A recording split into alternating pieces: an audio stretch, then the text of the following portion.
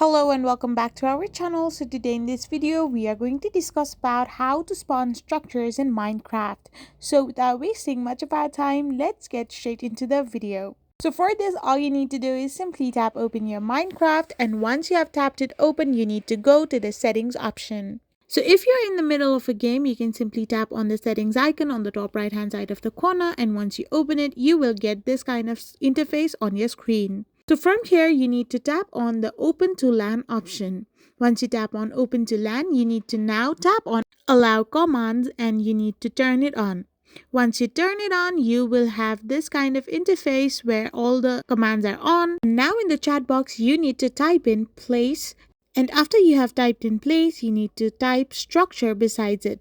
After typing in structure, you can find different kind of structures that are available. So choose any of the structure you want to spawn to, and once you have chosen the structure as well, you will be spawned in that particular structure in seconds. So in this way, you can spawn structures in Minecraft. I hope you found this video helpful, so don't forget to hit that subscribe button and do give us a thumbs up.